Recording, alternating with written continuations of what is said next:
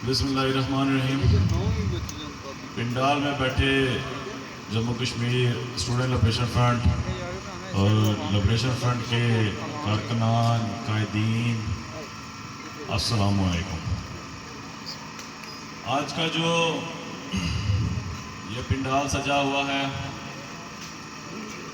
तमाम लोग मुबारकबाद के मुस्तहिक हैं। हर कोई अपने घर से दूर यहाँ पर सैर तफरी के लिए नहीं आया हुआ। ज़ाहिर सी बात है, हर किसी के अपने अपने मामलात हैं, हर किसी के अपने अपने काम हैं, लेकिन फिर भी ये मेरी ग़ुलाम धरती के इनकलाबी और शऊरी तौर पर आज़ाद लोग यहाँ पर आए हुए हैं, तो आप लोग मुबारकबाद के मुस्तहिक हैं। जैसे कि तमाम लोग जानते हैं, आज़ाद, ये जो नाम नहात आज़ाद कश्मीर है, इसकी आबादी तकरीबन 50 लाख के करीब है। और यहाँ पे आप लोग देख सकते हैं कि कल कितने लोग, हजारों की तादाद में लोग यहाँ पर आए और दुनिया को एक पैगाम दिया कि हम लोग आज़ादी चाहते हैं, हम लोग किसी की गुलामी नहीं चाहते, हम लोग अपनी रियासत को तकसीम होने नहीं देंगे, हम लोग उस तकसीम के खिलाफ हैं। लेकिन इसमें जो चंद मसाइल हैं वो मैं यहाँ पे दोस्तों के साथ शेयर करना चाहता हूँ कि 10, 20, 30 हज़ार से इतने लोगों से आज़ादियाँ नहीं मिलती। आज़ादी की तहरीक के लिए लाखों लोगों की जरूरत होती है। मैं ये नौजवानों से, अपने बुजुर्गों से पूछना चाहता हूँ कि 50 लाख की आबादी में सिर्फ 20, 30, 50 हज़ार लोगों को आज़ादी की जरूरत है। ये जो बाकी जितने लोग हैं, क्या इनको आज़ादी की जरूरत नहीं है? जरूर है, और 100% जरूरत है इन लोगों को आज़ादी की। लेकिन मसला क्या है? मसला ये है कि जो हमारा कैडर तैयार हो रहा है, जिसको हम लोग कहते हैं कि ये जो तालिब इल्म है, ये जो स्कूलों, कॉलेजों, यूनिवर्सिटियों से पढ़ के आ रहे हैं लोग, इनकी ज़हन साजी क्या की जा रही है, इनको किस तरह लेके जाया जा रहा है। मैं आप लोगों को ये बताना चाहता हूं कि हमारे जो नौजवान हैं, जो एक बच्चा स्कूल में जाता है, पहले दिन ही बाहर लिखा होता है कश्मीर बनेगा पाकिस्तान, तो मैं आप लोगों बुजुर्गों से पूछता हूं, हमने क्या तैयारी कर रखी है उसके लिए? हमने उस बच्चे को क्या सिखाया है?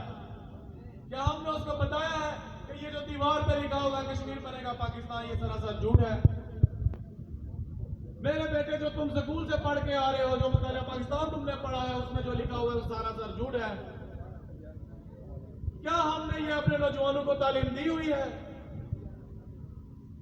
और जो हम पे तनकीद करते हैं, जो लोग आजादी पसंद लोगों पे तनकीद करते हैं कि क्या कर लिया आप लोगों ने ये धरना देकर, मिल गई क्या आजादी, तो मैं उनको शर्म दिलाना चाहता हूं कि घरों में बैठ के फेसबुक पे तुम पोस्ट लगा लेते हो, लेकिन अपने काम काज छोड़ के तुम यहाँ आजादी के लिए 10 मिनट भी वक्फ नहीं कर सकते।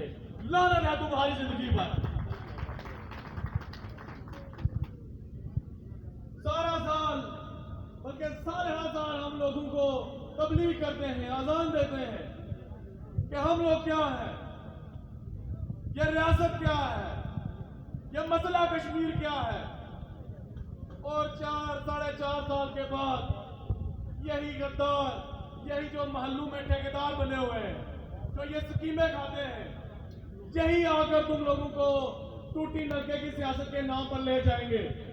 और हमारे नौजवान जो है, कभी बैरिस्टर के नारे मारे हैं, कभी जो है राजा फारूक हैदर के नारे मार रहे हैं, और आजकल ये जो सारी जिंदगी जिन्होंने पाकिस्तान में गुजारी, उनका तो पता नहीं बाशिंदा रियासत अभी जाके बना है। तो जब ये इलेक्शन में आए तो मुझे देख के हैरानी हुई और इतनी शर्मिंदगी हुई। कायदे कश्मीर जनाब सरदार तनवीर इलियास, ये हमारे कायदे हैं। शर्म का मकाम है हमारे लिए कि इन जैसे लोगों को हम टाउटी करके जो है वो एक तस्वीर आ जाएगी वज़ीर आज़म साहब के साथ, डीसी साहब के साथ आ जाएगी, एसी साहब के साथ आ जाएगी, और जो आज़ादी पसंद लोग हैं उनको धमकियां देते हैं, उनके घरों में फोन करते हैं, कभी उनके जो है भाइयों को बताते हैं कि ये जो लोग हैं जी ये आपके बेटे को गलत रास्ते पे लेके जा रहे हैं, तो इसको संभाल लें, ये ना हो जी कि कल को आपका बेटा लापता हो जाए। मैं आपको अपना वाकया बताता हूँ, मेरे साथ कितनी बार इन्होंने ऐसा खेल खेलने की कोशिश की है। कभी मेरे वालिद को फोन किया इन्होंने, कभी मेरे भाइयों से रब्ता किया इन्होंने, क्या आपका जो छोटा भाई है इसको संभालें जी, ये जो लिबरेशन फ्रंट वाले हैं ये इसको गलत रास्ते पे लगा रहे हैं।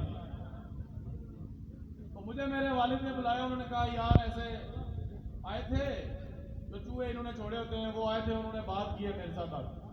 मैंने पूछा ही नहीं, उन्होंने कहा, मैंने कहा आपने क्या कहा, आप अपना बताया, आपने उनको क्या जवाब दिया। तो मुझे मेरे वालिद साहब कहने लगे कि मैंने उनको यह जवाब दिया कि तुम लोगों ने खुद को कुछ करना नहीं, सिर्फ इस्लाम के नाम पे, मजहब के नाम पे जो है कबीलों और बरादरियों के नाम पे हम लोगों को तकसीम कर रखा है तुमने, और जो लोग हक और सच पर चलते हैं तुम लोग उनको डराने की कोशिश करते हो। तो मैं खुशी से खड़ा होकर अपने वालिद को गले मिला, मैंने कहा इसका मतलब है कि मैं सही रास्ते पे चल रहा हूँ। जब आपको घर पे सपोर्ट मिलती है तो आपको पता चलता है कि आप सच में एक हक और सच के साथ चल रहे हैं। तो यहाँ पे बुजुर्ग अक्सरियत में मैं उनको ये मैसेज देना चाहता हूँ कि अपनी जो आने वाली नस्लें हैं उन पे काम करें, अपनी नस्लों पे काम करें। ये जो आप लोग देख रहे हैं 60-70 साल के जो बापे हमारे जो हमें मुसलसल गिराम रखने की कोशिश कर रहे हैं, उन्होंने कभी तबलीग नहीं की, बेटा आप जो है हक और सच की बात करो। अगर वो हमारे साथ ये बात करते हैं तो ये कहेंगे बच के रहना यार, एजेंसियां वाले उठा के ले जाएंगे। तो मैं ये उनको पैगाम देना चाहता हूँ स्टेज की वसादत से कि हम मकबूल भट्ट और यासीन मलिक के पैरोकार हैं, किसी एजेंसियां या किसी फौज से हम डरने वाले नहीं हैं। आप लोग जाके कब्रिस्तान में देख सकते हैं कि वो उन लोगों की कब्रें हैं जो ये सोचते थे कि हक और सच के साथ खड़े रहेंगे तो मारे जाएंगे। आज उनकी कब्रें हैं जहां पे कोई फातिहा पढ़ने वाला भी नहीं है। और मैं ये बताना चाहता हूं कि जिन लोगों ने इक्तदार की खातिर, अपनी नस्लों की बका की खातिर पूरी कौम को, पूरी रियासत को तकसीम करने का ठेका ले रखा था, जब वो लोग मरे हैं सिर्फ उनके घरों तक वो महदूद हैं। साल में जो एक दिन आता है तो उनके घरों में पता नहीं फातिहा होती है या नहीं होती, लेकिन जिसने कौम के लिए, अपने जो है रियासत के लिए कुर्बानी दी, जब उसकी बरसी आती है तो पूरी दुनिया में जहां जहां कश्मीरी मौजूद है वो उसको याद करता है, उसके लिए फातिहा ख्वानी करता है, उसको अच्छे अल्फाज में याद करता है।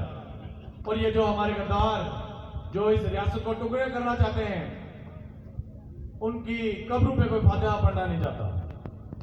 तो मैं यहां पे ये वाज़ेह पैगाम देना चाहता हूं, अगर तो हम लोग चाहते हैं कि ये आजादी जो इंशाल्लाह हमें नसीब होगी वो जल्द नसीब हो, तो हमें अपने जो गद्दार हैं इनको पहले पकड़ना पड़ेगा।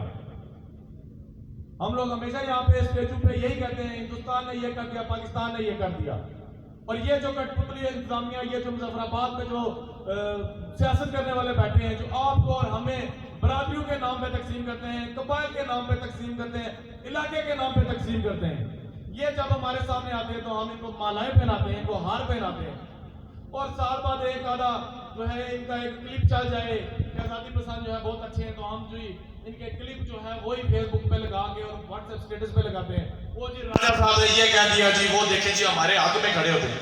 ये सिर्फ जो है ये आपके लिए एक मीठा लालीपाप होता है। ये इलेक्शन जब करीब आते हैं ना तो ये आपको और हमें जो है वो वोट लेने के लिए ये मीठे मीठे भाषण देना शुरू कर देते हैं।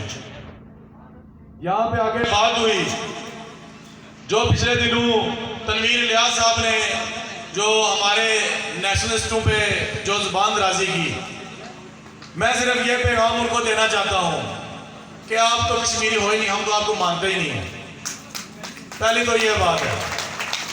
अगर कहीं से जाली बशिंदा रियासत बनवा के ले आए हो और तुम्हारी क्या जरूरत है कि तुम हम लोगों से आके पूछो कि तुम लोगों का शजरा नस्ब क्या है। हमारा शजरा जो है वो दिल्ली की तिहाड़ जेल से मकबूल भट्ट से शुरू होता है। हमारा शजरा जो है वो यासीन मलिक से शुरू होता है।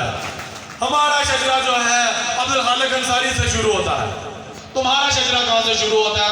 तुम यहाँ पे आके पिचक पिचक करके जो है स्टेजों पे आके जो हमें कहानियां सुनाते हो। तुम अपना बताओ कि तुम कौन हो और किसके कहने पे आए हो। तो मैं अपनी बात को मुख्तसर करना चाहता हूँ क्योंकि यहाँ पे मुकर्रीरीन की फहरिस्त लंबी है। मैं सिर्फ इतना कहना चाहता हूँ आखिर में कि खुदा अपनी नस्लों पे काम करें। ये जो तकसीम करने वाले हैं, ये जो फार्मूले पेश करने वाले हैं, ये 100 में से 10-20 होंगे और उन्हीं के लिए हमारे लोग जो है वो आगे टाउटी करते हैं। किसी ने जो है स्कीम ले ली, किसी ने वोट दिलवाने के लिए खंबे दो चार ले लिए, टूटी नलका लगवा लिया। तो मैं आपको कहता हूँ कि उनके गिरबान पकड़े।